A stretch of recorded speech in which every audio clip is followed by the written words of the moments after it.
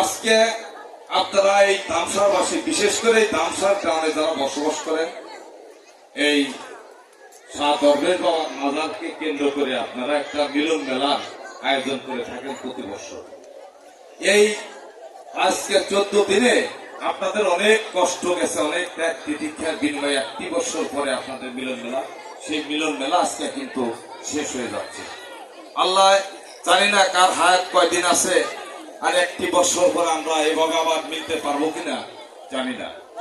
তো আজকে যিনি এই অনুষ্ঠানের প্রধান অতিথি, উনি সার্বক্ষণিক উনি খোঁজ খবর রাখেন। আপনারা জানেন উনার আসার কথা ছিলেন।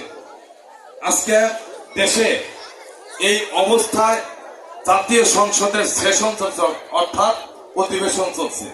অধিবেশনে সারা বাংলাদেশ থেকে নির্বাচিত মাননীয় সংসদ সদস্যগণ ঢাকায় অবস্থান করেন এবং ঢাকায় তাদের সংসদ অধিবেশনে উপস্থিত থাকতে হয়। তাই উনি আসতে পারেননি। উনার অবর্তমানে আপনাদের এই তামসার মাজার আজকে একদিন বাড়ানে আপনাদের মাজারে কিন্তু আমাদের সম্মানিত উপজেলা নির্বাহী অফিসার এসে ঘুরে গেছেন, আমাদের থানা উপজেলা প্রকৌশলী সাহেব এসেছিলেন, টিআও সাহেব এসেছিলেন, আমাদের থানা ভারপ্রাপ্ত কর্মকর্তা সাহেব এসেছিলেন, কৃষি অফিসার সাহেব এসেছিলেন, অনেক অফিসার কিন্তু এসেছেন। মাজারে কিন্তু সুনাম করে গেছে। এখানে পরিবেশ ভালো, আপনারা সুন্দর ব্যবহার করেছেন বা আপনাদের এই অবস্থান দেখেছেন।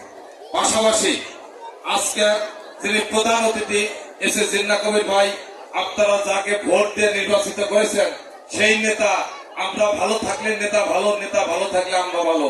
আপনাদের এই কথা বিবেচনা করে আপনাদের সাথে এইখানে অনুষ্ঠান উপভোগ করতে না পেরে উনি বলেছেন তুমি যাও, আমার বার্তা পৌঁছে দাও। আজকে দেখেন বৃষ্টি আসতেছে, সেই বৃষ্টির ভিতরে আমরা কিন্তু ছোটাছুটি করতেছি। এইখানে কি আপনারা চান বলে এই ওরস মুবারকে এমন একটা ঘটনা ঘটুক যেখানে বৃষ্টি এলে আমরা অনুষ্ঠান চালাইতে পারি? চান তো নাকি? হ্যাঁ, তাহলে আমরা আশা রাখবো আগামীতে এই আমাদের মাননীয় সংসদ সদস্য আপনাদের যে কোনো একটা অনুদানের মাধ্যমে আপনাদের এই মঞ্চ, আমরা যে মঞ্চে দাঁড়িয়ে আছি, এটা একটা পার্মানেন্ট মঞ্চ উনি করে দেবেন। আপনারা খুশি আছেন তো? এইখানে যদি পার্মানেন্ট একটা মঞ্চ হয় তাহলে তামসার মাজারে কিন্তু আর বৃষ্টির যেটার সমস্যা নাই। পর্যায়ক্রমে আমরা পুরাটাই আমরা মঞ্চের আওতায় নিয়ে আসবো, তাহলে মাজারে তো উন্নয়ন হবে নাকি? তাহলে আপনারা আমাদের মাননীয় সংসদ সদস্য মহোদয়ের জন্য দোয়া করবেন, উনি যেন দীর্ঘদিন আপনাদের সেবা করতে পারে।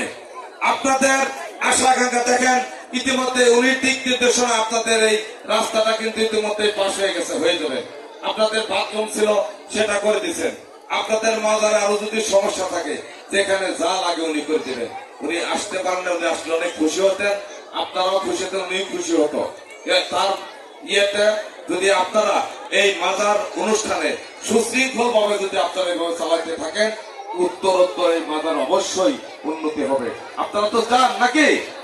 তাহলে আপনারা সবাই আমার মাননীয় সংসদ সদস্যের জন্য দোয়া করবেন, উনি যেন আপনাদের পাশে থেকে আপনাদের খেদমত করতে পারে এবং এই মাজারের উন্নয়ন করবে, যেখানে যা লাগবে সেটা দিতে পারে।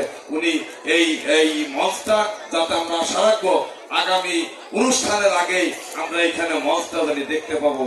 আমাদের মাননীয় সংসদ সদস্য মহোদয় সেটা উনি বলেছেন, উনি করে দেবেন। তো সবাই ভালো থাকবেন, সুস্থ থাকবেন, আমাদের জন্য দোয়া করবে। এবং আজকে থেকেই আপনারা ইতিমধ্যে জানেন এই অনুষ্ঠানের এই আজকে যে সমাপনী আপনারা ইতিমধ্যে জানেন, আপনাদের এই গান হবে। আপনারা সুন্দর একটি দল এই যে গান গাচ্ছেন, আপনারা সুন্দর পরিবেশ দিবেন। তারা যতক্ষণ এই গানটি চলে আপনারা থাকবেন, তাদের পাশে থাকবেন। এই গানের সাথে সাথে এবারকার মতো এই দরবেশ বাবার মেলার সমাপ্তি ঘটবে, এই কথা বলে আমি আমার সংক্ষিপ্ত কথা এখানে শেষ করছি। আল্লাহ হাফেজ। বাংলাদেশ জিন্দাবাদ, বাংলাদেশ জাতীয়তাবাদী দল জিন্দাবাদ। শহীদ জিয়া অমর হক, বেগম খালেদা জিয়া অমর হক, আমাদের আজকের প্রধানমন্ত্রী তারেক রহমান জিন্দাবাদ, আমাদের মাননীয় সংসদ সদস্য এস এ জিন্না কবির ভাই জিন্দাবাদ। ধন্যবাদ সবাইকে।